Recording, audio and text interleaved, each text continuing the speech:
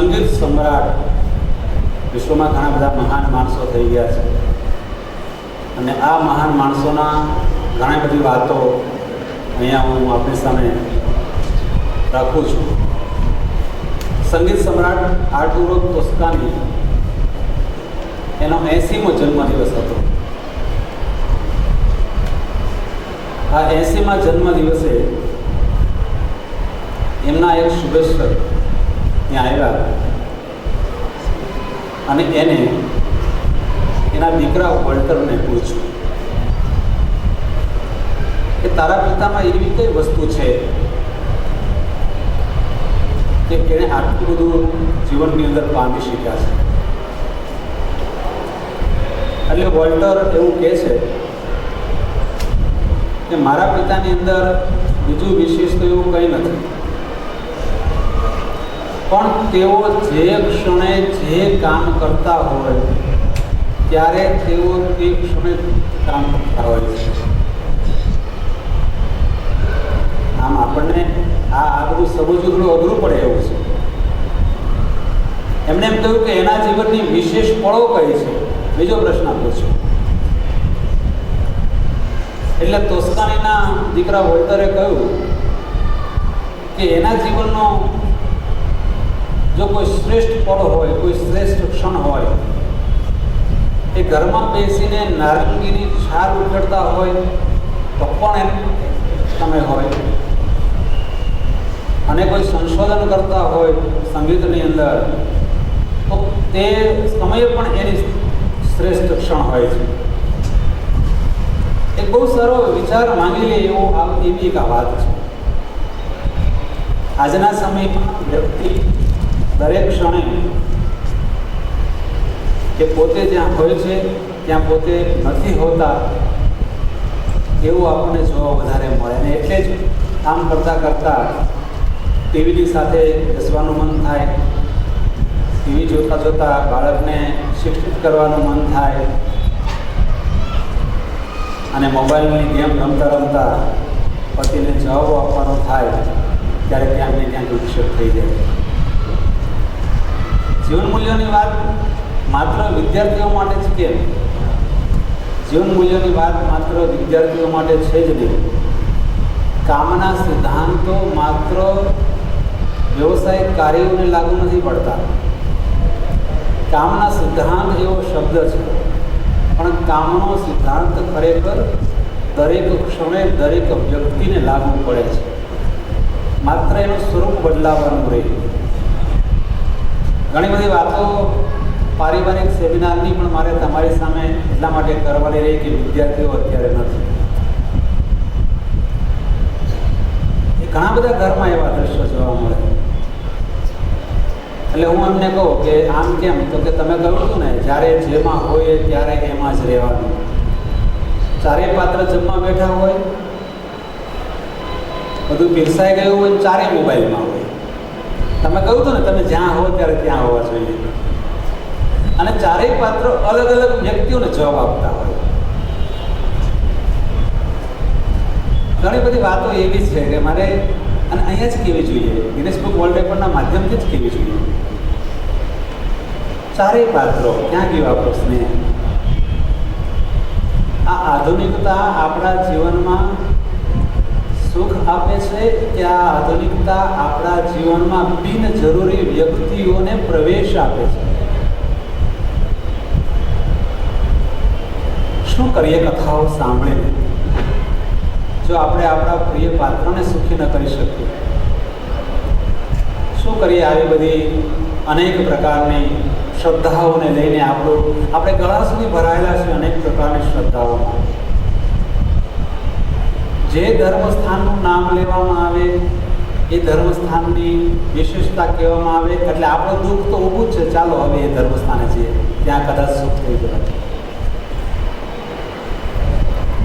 મારે સંપ્રદાયનું નામ નહીં લીધું છે, પણ દરેક સંપ્રદાયની અંદર વિશેષ વિશેષ ધર્મસ્થાનો છે.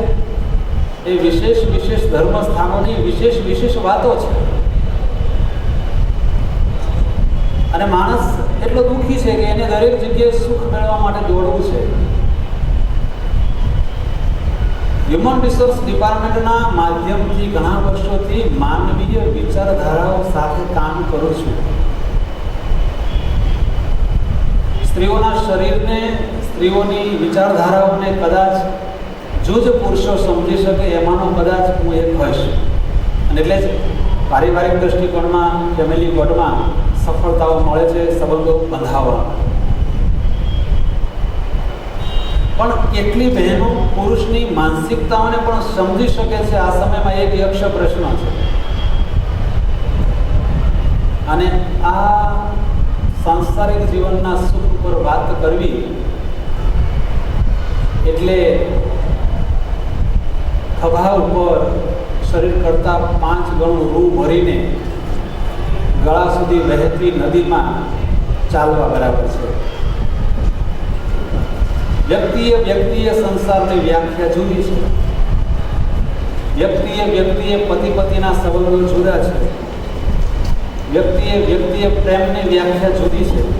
અને વ્યક્તિએ મળેલી ફળને માણવાની ઘટનાઓ જુદી છે. આવું અનેકના જીવનમાં મેં જોયું છે. અને જે જોયું છે, જે મને ગમે છે, હું આપની સાથે શેર કરું છું.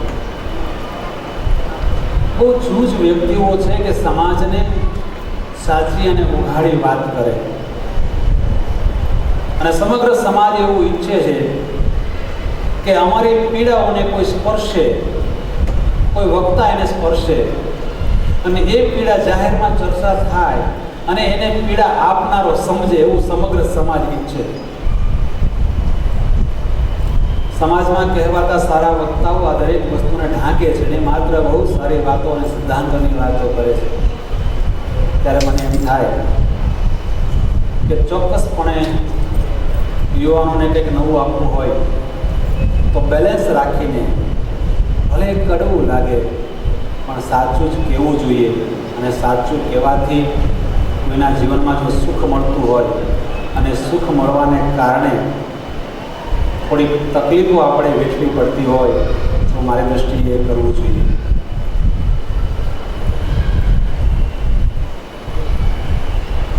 એક સફળ કરિયાણાવાળાની દુકાન ખૂબ સારી ચાલે, ખૂબ ઘણાના બહુ જીવન સફળ ચાલતા હોય, ઘણાના પતિ પત્નીના સંબંધો ખૂબ મજબૂત હોય. આ સફળ કરિયાણાની દુકાન વાળો હતો એમ બહુ ઘણા સફળ ચાર્ટર્ડ એકાઉન્ટન્ટ હોય, બહુ ઘણા સારી નોટરી વાળા હોય, સફળ હોય, બધાને સ્પર્શે છે ને.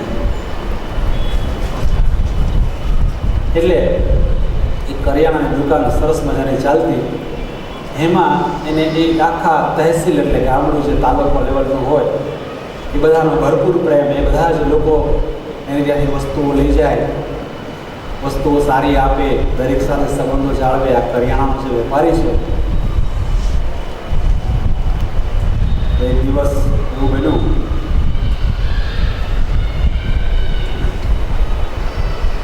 કે એના રોડની સામેની સાઈડમાં એક મોટો ડિપાર્ટમેન્ટલ સ્ટોરની શરૂઆત કરી. આપણા વ્યવસાયની સામે આપણા કરતાં મોટું કોઈ વ્યક્તિત્વ આવતું હોય, આપણે દેરાણી હોય ને બહુ મોટા ઘરની, આપણે જેઠાણી હોય મોટા ઘરની દેરાણી આપણા ઘરમાં આવતી હોય, ડાયરેક્ટલી ને ઇનડાયરેક્ટલી આપણને એક સેફટી માટેનો એક ઇફેક્ટ થાય. આપણી પુત્રવધુ આપણા કરતાં વધારે ભણેલી આવતી હોય,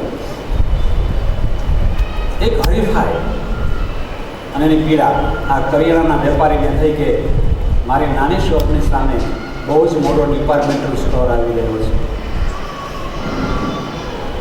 એટલે ખૂબ ચિંતામાં આવી ગયો, ખૂબ ટેન્શનમાં. નાના વિચારો, નાનું શહેર, નાના સંસ્કારો એટલે નાના વિચારો. એટલે એને દુઃખ થયું કે આ તો બહુ મોટી મુશ્કેલી છે. આપણી સામે એક બહુ મોટો હરીફ આવી ગયો છે, હવે શું કરશું? ખૂબ મૂંઝાય, ખૂબ નિરાશ થાય, આઘાત ખૂબ લાગે. આટલા વર્ષોની મારી મહેનત છે, એક એક ગ્રાહકની પાછળ હું કેટલો સમય આપું છું, એને ઉધારીમાં આપું છું. કહીએ ને આપણે 20 વર્ષથી તમારા ભાઈ હારે હું આ ઘરમાં છું, મોટી સારું મકાન, ગાડી, અને આ હમણાં આવવાની છે એટલી મોટી ખરીદી. જાગો છો? બધાને કંઈક નવું ને સારું જોઈએ છે. બે બાળકો એક ઘરમાં મોટા થતા હોય, ઉછળતા હોય, આપણે બધા જ જાણીએ છીએ કે આપણા ઘરમાં જ્યારે ઉછર્યા ત્યારે આપણા બેન ભાઈના કે બે ભાઈઓના સ્વભાવ સરખા નહોતા, કે પોતાની પસંદગીની શૈલીઓ સરખી નહોતી. તો આ તો વેપારી છે હરિયાણાનો, એટલે મોટો ડિપાર્ટમેન્ટલ સ્ટોર એની સામે આવ્યો. ખૂબ આઘાત અને નિરાશા વચ્ચે ગુરુને મળે છે. પહેલી વાત તો ગુરુ શોધવામાં આપણને બહુ તકલીફ છે. ઘણા બધા સંપ્રદાયમાં, ઘણી બધી સંસ્થાઓમાં, ઘણા બધા બીજા લોકોને આપણે મળતા હોઈએ. સદવિચારો અને સ્વતંત્રતા આપી શકે એવા ગુરુઓને આ દુનિયામાં કદાચ બહુ દુષ્કાળ છે એવું કહી શકાય. સ્વતંત્રતા આપી શકે કે ભાઈ કાંઈ વાંધો નહીં, તું અહીંયા જોડાયેલો છે પણ કોઈ પણ જગ્યાએ જાય તો મને વાંધો નથી, અને સદવિચાર આપી શકે. ઘણીવાર એમ થાય જ્યારે કોઈ વક્તા ખૂબ ભગવાન વિશે વાત કરતા હોય ને, ભગવાનની પ્રાર્થના વિશે, ભગવાનના ધ્યાન વિશે, તો એ સાંભળવું ગમે, પણ વ્યક્તિગત મને એમ થાય એ જરૂરી છે કે ભગવાનની આટલી બધી શ્રદ્ધેયની વાતો થાય છે, ભગવાનની આટલી બધી નિષ્ઠાની વાતો થાય છે, રખેને ક્યાંક નાની એવી પતિ પત્નીના સુખની વાત થાય, ક્યાંક નાના પિતા અને પુત્ર વચ્ચેના અણબનાવના સુખની વાત થાય,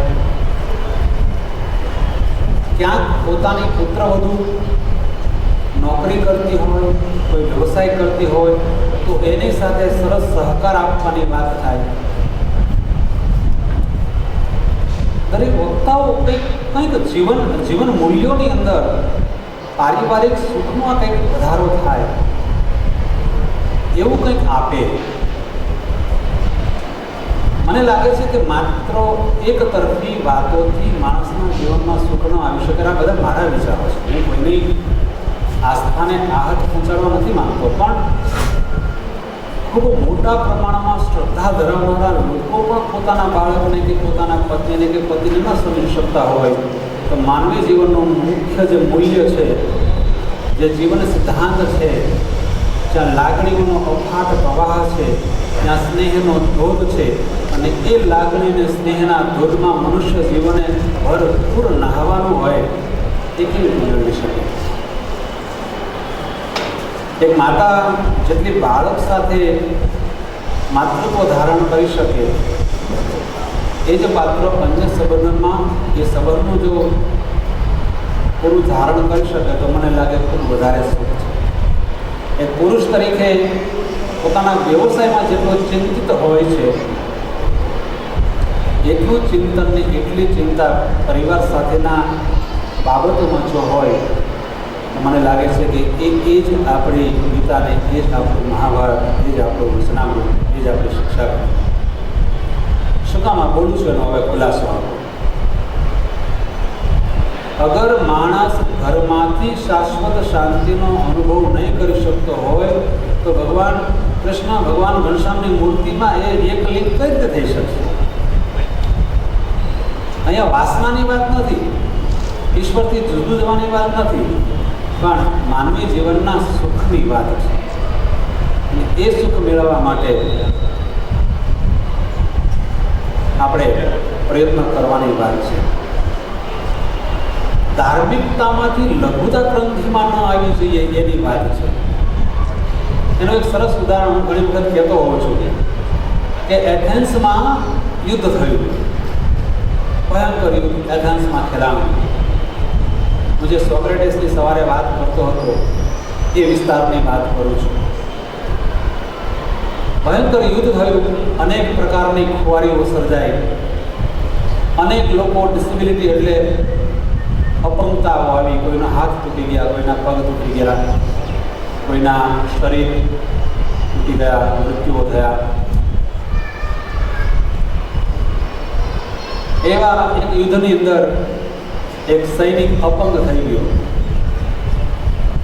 એનો પગ તૂટી ગયો અને માનવ સહજ જે આપણા સ્વભાવ છે એ રીતે બીજા સૈનિક મિત્રો હતા એ બીજા યુદ્ધમાં ગયા ત્યારે એની હાંસી ઉડાવવા માંડ્યા કે ભાઈ તારી પાસે તો ક્યાં શરીર છે, તું લડવા આવ્યો છે, પગ તો છે ને. એટલે આ સૈનિકે બહુ સરસ જવાબ આપ્યો. સૈનિકે કીધું કે હું લડવા આવ્યો છું, દોડવા નથી આવ્યો, હું લડવા માટે આવ્યો છું. સરહદ ઉપરથી મારે જે શસ્ત્રો ચલાવવાના છે એ મારે હાથથી ચલાવવાના છે, હું એ દોડવા માટે ક્યાં આવ્યો છું. લઘુતા ગ્રંથિ. કોઈ પણ વિકલાંગ હોય એને સૌથી મોટી, કોઈ પણ વિકલાંગને જો મારા બધા શબ્દો છે ને એ મુખ્ય ચિત્ર સુધી નહીં હોય. કોઈ પણ વિકલાંગને સૌથી મોટી જો કોઈ સમસ્યાનો સામનો કરવો પડતો હોય તો એ છે લઘુતા ગ્રંથિ. એ લઘુતા ગ્રંથિ કઈ આવા વ્યક્તિઓથી સામે આવતી હોય. હવે વિકલાંગ શબ્દ છે એ માણસ વિચારથી પણ વિકલાંગ હોઈ શકે. જનરલી આપણે કોઈ પણ શબ્દ બોલીએ એટલે માણસ એ વિકલાંગ વ્યક્તિને પકડે. જો તો ખરા સમાજમાં નજર તો કરો, એક થોડી ચાદર ઊંચી કરો ત્યાં ખબર પડશે કે શરીર આ જગતમાં કેટલા બધા માણસો વિચારોથી વિકલાંગ છે. એને તમારું શ્રેષ્ઠ કાર્ય નથી ગમતું. તમે સારી રીતે તૈયાર થાઓ છો તો એ વિકલાંગ વિચારધારી વાળી વ્યક્તિને નથી ગમતું. તમે સારું બોલો છો તો એ વિકલાંગને નથી ગમતું. સારું કાર્ય કરીએ છીએ એ વિકલાંગ છે. નોકરી ધંધામાં શ્રેષ્ઠ પરફોર્મન્સ મેનેજર્સ આપતા હોય, કર્મચારી આપતા હોય, આમ જરાક તમે એક ચાદરને ખંખેરો ને સમાજના વિચારધારાની ચાદરને, તો વિકલાંગોનો ઢગલો છે. બહારથી કેટલા સાજા સારા દેખાતા હોય, એને સામેના માણસમાં વિકલાંગતા દેખાય. આવી વિકલાંગતાઓ ઘેર ઘેર પડી છે. અને ત્યારે મારે અહીંયા કહેવું જોઈએ, શરીર અપંગ હોઈ શકે, મન અપંગ ન હોઈ શકે. અને મન અપંગ હોય તો આપણે બધા સાથે મળીને આવા સરસ પ્રોગ્રામો ન કરી શકીએ.